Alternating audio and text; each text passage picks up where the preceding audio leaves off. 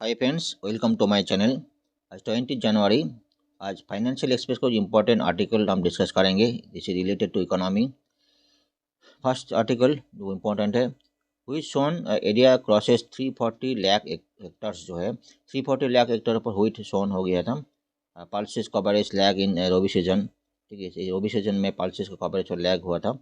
देखो व्हीट का coverage mainly देखो एमएसपी का जो गवर्नमेंट जो एमएसपी मिनिमम सपोर्ट प्राइस जो गवर्नमेंट इंक्रीज किया, इससे फार्मर्स को काफ़ी फायदा मिले थे। और व्हीट के ऊपर एक्सपोर्ट बैन होने के वजह से भी आने के दिन में फार्मर्स को ऊपर बेनिफिट होगा। ये काफ़ी पॉइंट जो है इसके साथ इंटरलिंक है। एक तो एमएसपी इंटरलिंक्ड है और जो फार्मर्स को जो पैसा जो मिलते हैं मिनिमम सपोर्ट प्राइस जो मिलते हैं वो इम्पोर्टेंट है। नेक्स्ट देखो, next round talk to India Peru free trade agreement is begin February 12 से बिगिन होगा। इंडिया का जो पेरू का जो फ्री ट्रेड एग्रीमेंट है वो February 12 से मतलब स्टार्ट होगा। इंडिया का साथ काफ़ी कंट्री में जो फ्री ट्रेड एग्रीमेंट का बातचीत चल रहा है वो हमने रिसेंटली डिस्कस किया। इंडिया का यूके का चल रहा है, बाकी ओमान का चल रहा है, सारी कंट्री का चल रहा है। इंडिया का यूरोपियन यूनियन का चल रहा है। रिसेंटली जो फ्री ट्रेड एग्रीमेंट जिस कंट्री में है उसके साथ इंडिया ने कई सारी प्रॉब्लम फेस कर रहा है, जो जो हमने रिसेंटली डिस्कस किया। तो एक तो है देखो, इसमें एक मेजर प्रॉब्लम फेस कर रहा है जो नॉन टैरिफ बैरियर।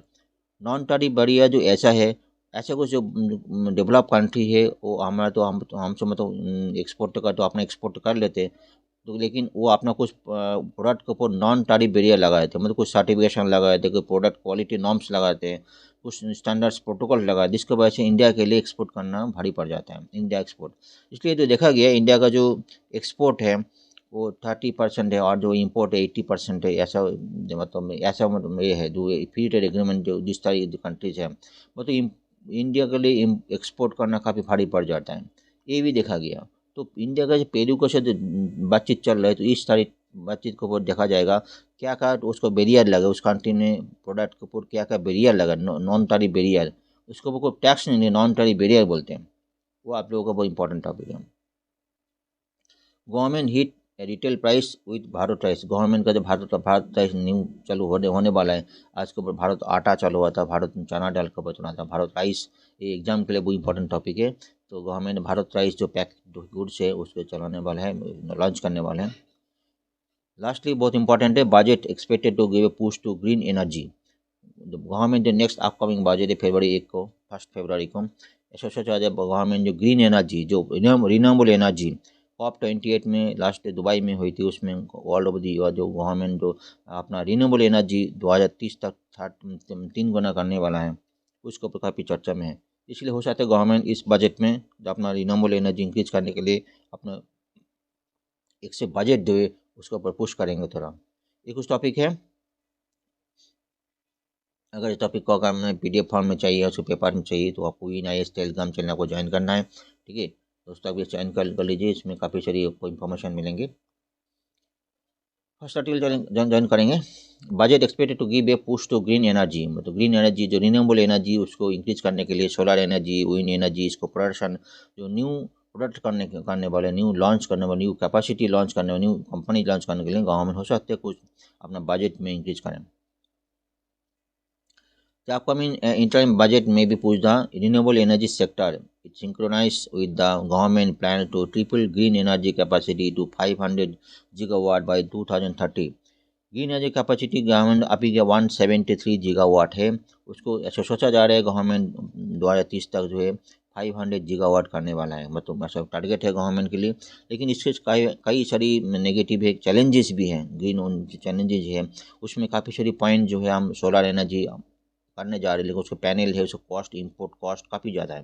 तो कुछ दिन पहले हमने डिस्कस किया, काफ़ी जो मैन्युफैक्चरर है, काफ़ी जो उसका जो कंपनी जो ओनर्स है, जो सेक्टर है, बिजनेसमैन है, उसको सोचा जाए जो सोलर एनर्जी पैनल है उसके ऊपर इम्पोर्ट ड्यूटी थोड़ा डिक्रीज करे। अदर इसका cost of production, cost of new segment, उसका इनिशियल कॉस्ट काफ़ी ज़्यादा हो रहा है, इसलिए न्यू एनर्जी न्यू पैन जलाने के लिए काफ़ी ज़्यादा मतलब खर्चा हो रहा है।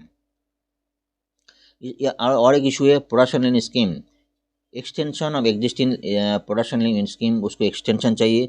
Renewable manufacturing and viability funding of battery storage expected. तो बैटरी स्टोरेज के लिए एक नया वायर हाउस चाहिए, उसको फंडिंग चाहिए। ये सारी जो इशूज़ है उसके ऊपर गवर्नमेंट का जो है देखना चाहिए। इसमें गवर्नमेंट सोचा जा रहा है गवर्नमेंट इसको फंडिंग करेंगे। एक तो PLI स्कीम जो सोचा है, PL प्रोडक्शन लिंक, इसके उसको एक्सटेंशन किया जाए।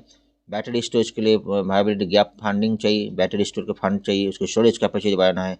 दूसरा जो है उसका जो भी एक न्यू वाइन एनर्जी जो उसका पैनल है, सोलर पैनल है, उसको लिए इनपुट कॉस्ट इसके ऊपर डिक्रीज किया जाए। ये सारी इशू है जो है रिन्यूएबल एनर्जी के न्यू सेगमेंट बनाने के लिए काफ़ी इशू चले, जो हमने बीच में डिस्कस करती है।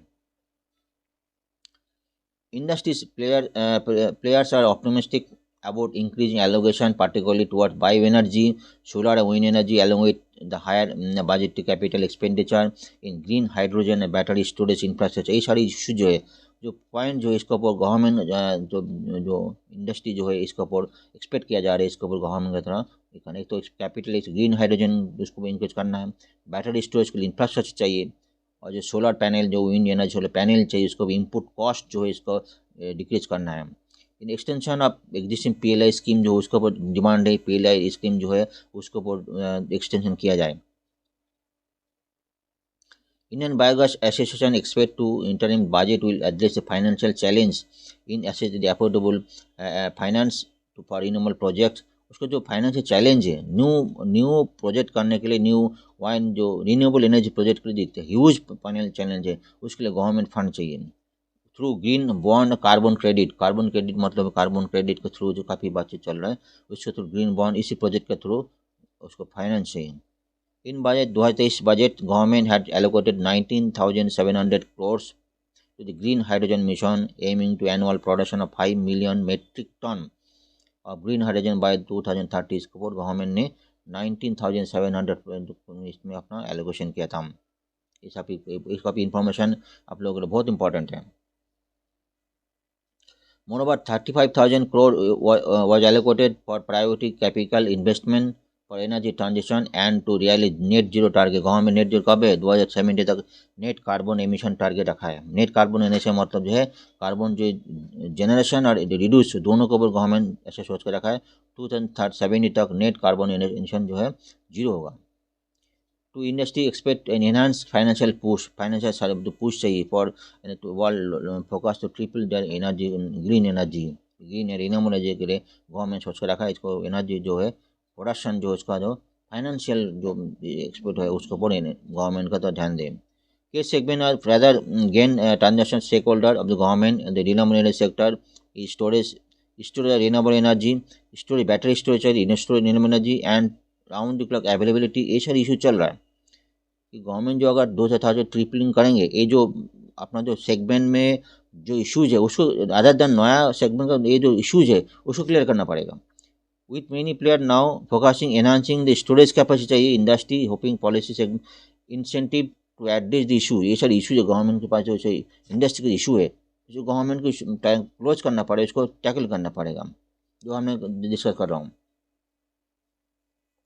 Government will focus on boosting the domestic manufacturing capacity of capital item like solar modules required in and renewable energy capacity में सोलर मॉड्यूल जो इंक्रीज के लिए मैन्युफैक्चरिंग के लिए गवर्नमेंट ये जो अपना बूस्टिंग मैन्युफैक्चरिंग यूनिट कर रहा है। सोलर मॉड्यूल का जो एक तो जो बाहर से इंपोर्ट कर रहे उसकी इम्पोर्टेड कम किया जाए, और जो डोमेस्टिक के मैन्युफैक्चर सोलर मॉड्यूल बनाने के लिए उसकी कैपेसिटी बढ़ाया जाए। अदरवाइज नहीं तो रिन्यूएबल एनर्जी न्यू सेगमेंट बनाना गवर्नमेंट को बहुत भारी पड़ेगा, जो इंडस्ट्री के लिए बहुत भारी को सक्सेस होना बहुत टफ है। ये सारी इशूज़ जो है उसको गवर्नमेंट को धीरे धीरे वन बाई वन ठीक करना पड़ेगा। एक उस पॉइंट है। Next article, next important article है government to hit retail market with Bharat rice. मतलब गवर्नमेंट जो चाहता है भारत जो राइस ब्रांड के थ्रू जो अपना राइस है नॉन बासमती राइस है रिटेल मार्केट में लाने के लिए, ठीक है। इसका सिग्निफिकेंट क्या है? गवर्नमेंट ऐसा कुछ चाह रहा है, गवर्नमेंट भारत राइस के थ्रू ब्रांड के थ्रू डायरेक्टली रिटेल में लाने की चाह रहे हैं। एक्चुअली हुआ ये राइस इज मेन सेगमेंट, तो राइस के ऊपर गवर्नमेंट के पास स्टॉक बहुत है, और सफिशिएंट स्टॉक होने के बाद भी मतलब उसका नॉन बासमती राइस उसको एक्सपोर्ट भी एक बंद कर दिया, गवर्नमेंट के पास स्टॉक भी है, फिर भी उसको भी इन्फ्लेशन 12% को इन्फ्लेशन है। कुछ सर्टेन आइटम है जिसको इन्फ्लेशन गवर्नमेंट को फेलियर हो रही इन्फ्लेशन कंट्रोल करने के लिए और गवर्नमेंट चाहता है उसका जो सब एक्सेस जो स्टॉक है राइस है उसको ई ऑक्शन करने की, ई ऑक्शन का थ्रू मार्केट में लाने के लिए, गवर्नमेंट लो प्राइस में डालने के लिए। फिर भी जो है उसको ई ऑक्शन बहुत सारी सेगमेंट उसको ई ऑक्शन कोई लेना नहीं चाहते हैं। इसके वजह से जो इन्फ्लेशन जो है बासमती भारत राइस जो नॉन बासमती राइस है उसके लिए कंट्रोल करना गवर्नमेंट के लिए बहुत प्रॉब्लम आ रही है। इसलिए मैंने गवर्नमेंट जैसे पहले उसका कुछ पहले उसका टारगेट था ये था भारत आटा लॉन्च किया, भारत चना दाल उन्होंने लॉन्च किया। तो गवर्नमेंट चाहता है तो भारत राइस जो ब्रांड के नाम में, पैकेट के नाम में डायरेक्टली जो है रिटेल में जो उसको गवर्नमेंट सेल करे, कम प्राइस में सेल करें। तो रिटेलर के पास शो करे, जो रिटेल को आउटलेट गवर्नमेंट को स्पेसिफिक आउटलेट है उसके लिए शो करे। आप बहुत ध्यान से, बहुत इंपॉर्टेंट पॉइंट है। Currently, scope of Bharat Rice initiative including price and pack size for retail sale is being finalized। मतलब क्या पैक साइज रहेगा, क्या प्राइस है, मतलब अंदर इसमें है, फाइनलाइजिंग में है। लेकिन बहुत जल्दी गवर्नमेंट और भारत राइस को तो हो सकता है आने वाले दिन में और भी कोई प्रोडक्ट गवर्नमेंट डायरेक्टली जो है रिटेल में सेल करे। क्योंकि बीच में जो एजेंट्स रहते हैं, बहुत सारे जो एजेंट्स रहते हैं, बहुत सारे ठेकेदार रहते हैं, वो लोग क्या करते हैं इसको प्राइस मतलब बढ़ा देते हैं। गवर्नमेंट के लिए रिटेल इन्फ्लेशन उसको कंट्रोल करने को भी भारी पड़ जाता है। ये कुछ पॉइंट है, आर्टिकल डिटेल देखते हैं। Government is likely to start sale of subsidised grain through retail outlet under Bharat rice initiative soon. Source से तो फाइनेंस पे point so that around 0.45 million tonne of non fortified rice available in food corporation India. FCA के बाद 0.45 जो है excess amount है offer to retail sale by agencies such as Farmers Cooperative, NAFED, National Cooperative Consumer Federation NCCF के through इस organisation है। केंद्रीय भंडार के थ्रू ये पैक करके जो हो सकता है 4 किलो 5 किलो 2 किलो ऐसे को पैकेट करके गवर्नमेंट सेल कर डायरेक्टली लो प्राइस में सेल करेंगे। Currently, the scope of Bharat Rice initiative, including pricing and pack size detail, is under finalization में। An official said that formal launch of Bharat Rice is expected to few days, जो बहुत जल्दी export हो जाएगा। Plan is designing to cool the retail price mass consumption rice variety, मतलब rice variety mass consumption है। फिर भी inflation इसका डाउन नहीं हो रहा है, गवर्नमेंट का स्टॉक है, गवर्नमेंट एक्सपोर्ट उसको बैन कर दिया, फिर भी इसको इन्फ्लेशन कम नहीं हो रहा है। इसलिए गवर्नमेंट का जो प्राइस पड़ा है उसको सेल करेंगे, मेन तो मुद्दा है। At present government is selling चना दाल आटा at subsidized rate of 60 per kg chana dal and 27.5 per kg in और भारत आटा initiative. Purmi said that the domestic price rise at elevated level despite record output। हमारे पास जो record output है, ample stock है, FCI in the pipeline, various restriction duties imposed to on grain export।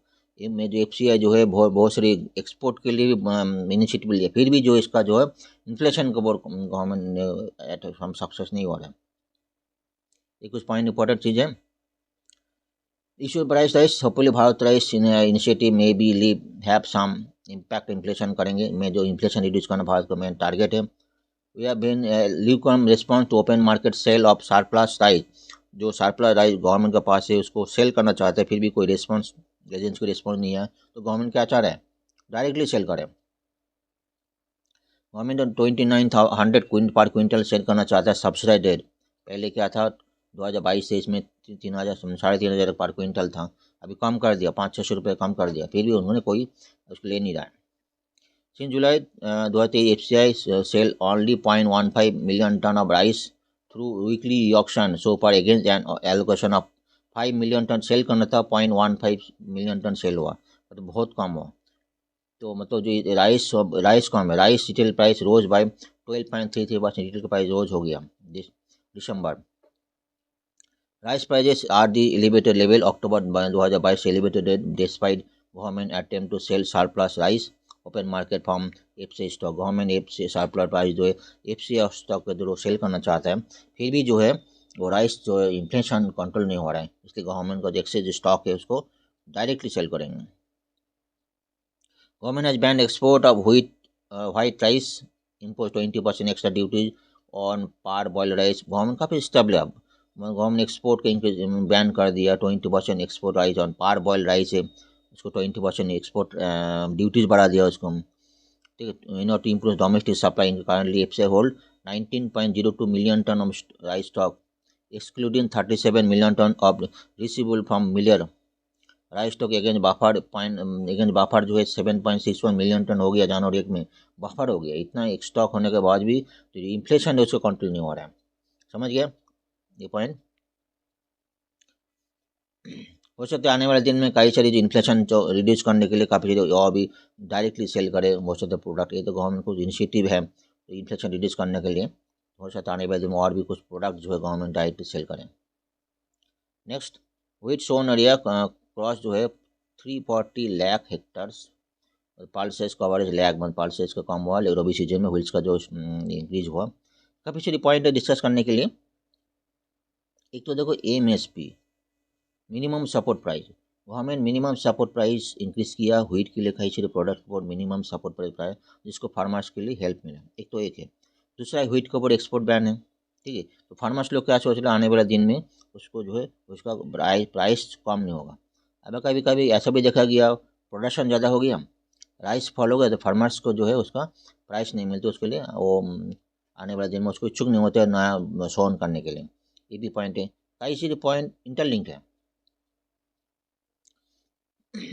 Total area sown wheat cross 340 lakh hectares in the current rabi season 2023-24 crop area, but pulses cover pulses का reduce हुआ, pulses reduce हुआ। कई point हो सकते हैं pulses के लिए, ऐसे कुछ बैंड नहीं है। गवर्नमेंट पल्सेस का ईडीबल ऑयल काफ़ी प्रोडक्ट को ईडीबल ऑयल जो है बाहर से ये करते हैं, इम्पोर्ट करते हैं, पल्सेस बाहर से इम्पोर्ट करते हैं। उसके लिए क्या होता है, हो सकता है अगर कोई फार्मर लगाए उसको फार्म कल्टिवेट करे तो प्राइस क्रॉप आएंगे, हो सकता है प्राइस डाउन हो गया, ठीक है।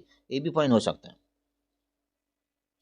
Sowing of wheat in main rabi crop begun October has been completed. Uttar Pradesh, Madhya Pradesh of main cropping area, Punjab top 3 states having maximum area under wheat coverage। कुछ point है wheat का देखो अभी 2023 में 340.08 लाख हेक्टर्स है उतना increase हुआ। Last time कितना 337 है। पैडी जो राइस पे जो प्रोडक्ट है पैडी में जो डिक्रीज हुआ। पल्सेस देखो पल्सेस पहले 162 था लाख हेक्टर था 155 हो गया। उसको में लेंटिल से काफ़ी सारे जो मसूर में थोड़ा इंक्रीज हुआ, बाकी में गर्म जो है कम, गर्म जो है उसमें कम हुआ। और कुल्थी और उड़द बीन, उसमें उड़द बीन में काफ़ी कम हुआ, इसमें जो कम हो गया। कई पॉइंट इंटरलिंक है। उसमें देखो कोर्स केरल जवार बाजरा इस रागी इसमें आता है ना, उसमें थोड़ा इंक्रीज हुआ। वो हमें इसके ऊपर थोड़ा रागी इसके ऊपर इनिशिएटिव ले रहा है, तो मिलेट्स के ऊपर इनिशिएटिव कोर्स जवार बाजरा इसके ऊपर सकते, इसके लिए फार्मर्स को इसके ऊपर ज़्यादा सुन गए, वो शायद कोई इनिशिएटिव देते भी होंगे, ठीक है। एक कुछ पॉइंट है। ऑयल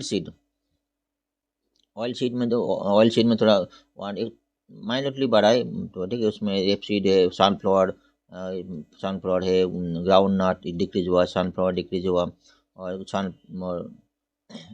सीसम 0.14 हुआ है, अदर रेप सीड 0.4। टोटलिटी में देखेंगे डिक्रीज हो, लास्ट टाइम 689 था लाख हेक्टर था, अभी जो है 687 है, थोड़ा डिक्रीज हुआ, ठीक है। एक इस पॉइंट हम एनालिसिस करते हैं।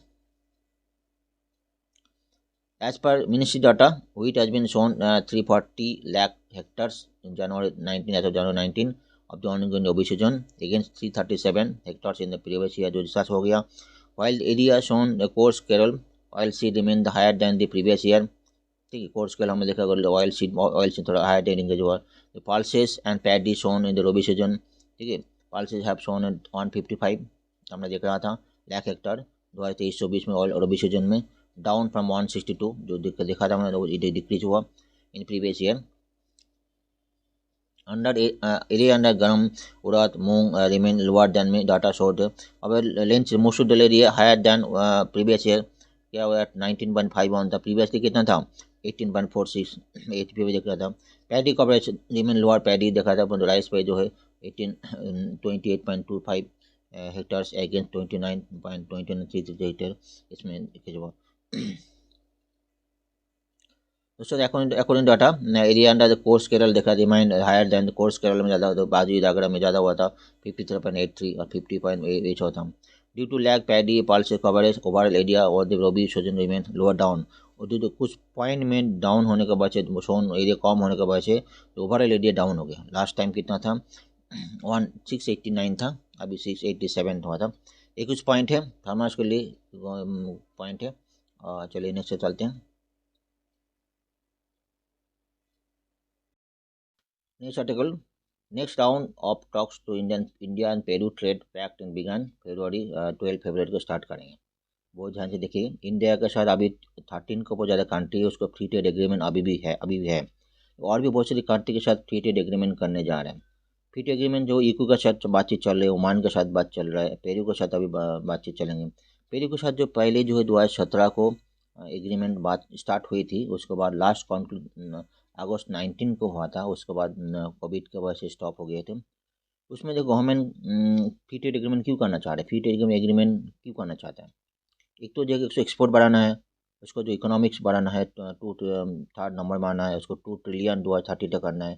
ठीक है, मेन जो है देखो यूएस, यूरोप, ईयू इस ये मेन मार्केट था। दोनों मार्केट अभी क्रैश है। इंडिया का जो ऑर्डर से पहले यूएस यूरोप से आता था, ये दोनों मार्केट अभी रिसेशन की वजह से इंडिया का जो यूटिलाइजेशन मतलब जो मशीन अगर किसी का 100 मशीन है प्रोडक्शन मशीन है तो 30 to 50% मशीन तो स्टॉप है क्योंकि नो ऑर्डर। तो इंडिया जो एग्जिस्टिंग जो कैपेसिटी है उसकी यूटिलाइजेशन करने के लिए उसको ऑर्डर चाहिए। बाकी कंट्री के लिए उसको ऑर्डर लेना है, फ्री ट्रेड एग्रीमेंट करना है उसको। अगर एग्रीमेंट को एग्रीमेंट करने क्या होगा तो लेन देन अच्छा होगा, अच्छा हो जाएगी तो उसको ऑर्डर बढ़ेंगे। ये चीज़ पॉइंट गवर्नमेंट के लिए बहुत इंपॉर्टेंट है। एक चीज़ बहुत बहुत इंपॉर्टेंट है, बार बार बोल रहा हूँ, गवर्नमेंट क्या प्रॉब्लम फेस कर रहा है देखो, 2 लाइन पढ़ो। Issue which are expected to figure in the negotiation includes rules of origin, trade in goods, custom procedure. जो गवर्नमेंट जो ऑलरेडी फ्री ट्रेड एग्रीमेंट कर चुका है उससे तो काफ़ी सारे प्रॉब्लम फेस कर रहा है। उससे तो जो नॉन टेक्निकल बैरियर लगा देते हैं, इसके लिए वजह से इम्पोर्ट ज़्यादा हो जाता है, यानी गवर्नमेंट इंडियन गवर्नमेंट एक्सपोर्ट नहीं कर पाते।